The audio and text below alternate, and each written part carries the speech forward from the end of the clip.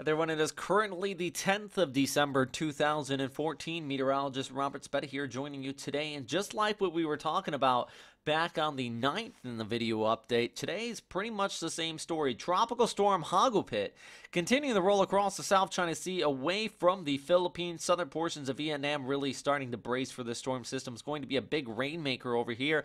And then if you are in the Philippines, I know the big topic for today has been this low pressure area. Not so much a low pressure area, at least at this time. I'm just calling it a cloud cluster. I mean, if we take a look at ASCAT imagery, there's not much really to see here. Elongated low, yes, there are some areas here of about 25 to 30 knot winds, but the overall circulation's just not there. You can see this northerly winds here basically stretching down towards the south. It wraps around, and that's how it looks, kind of actually more like this and then coming back down. It's definitely not organized, and at least at this time, it doesn't look like this is going to become anything more than a low pressure area, possibly a weak tropical depression. And if that does happen, Bagasa will name it a storm system. They do name storms at tropical depression intensity. Take a look at the GFS model run here, though. You watch our Hagupit roll off there towards the west. Another low kind of follows right in its wake.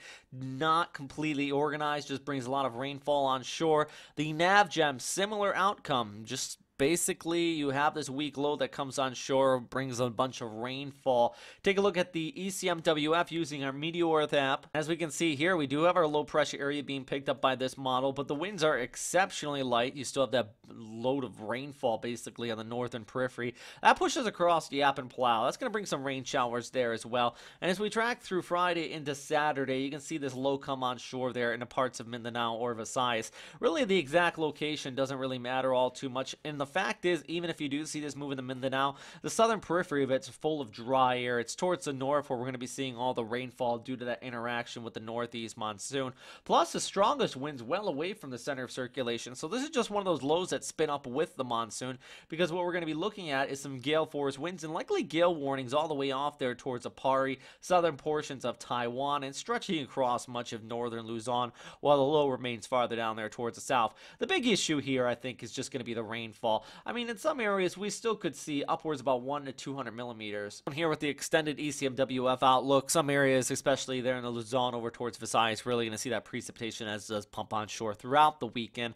And then it's in these areas which have already seen the rainfall associated with Hagupit as it pushed overhead. It definitely caused widespread damage in parts of Samar out there. Also, what we've seen, actually, at least at this time, according to the Philippine Red Cross, 27 reports of casualties.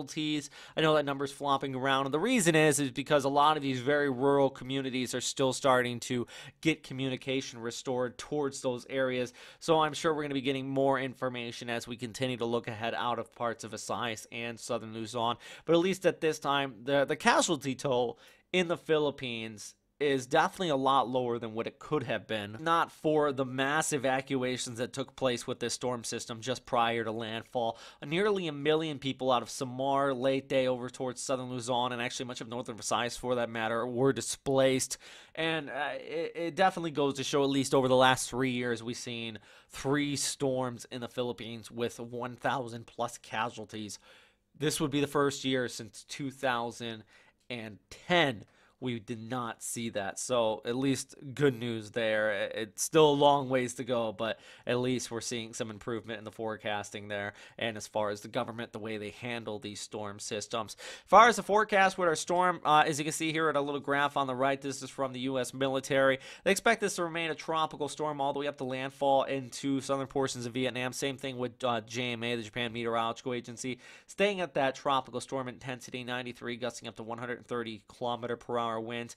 As it does push down there towards Ho Chi Minh City, I think that city is going to take the brunt of the heavy rainfall, especially areas just inland. Also going to see some rain over towards parts of Cambodia. It is going to be in these areas just towards the east of Ho Chi Minh where that storm is going to come on shore, and especially on the northern periphery where a lot of that moisture is. And you can see here, indicating upwards about 20 inches. So we're talking about 300 to 400 millimeters in some coastal locations. So flooding definitely a problem. I know that there already is some evacuations in place. People here are definitely taking no chances.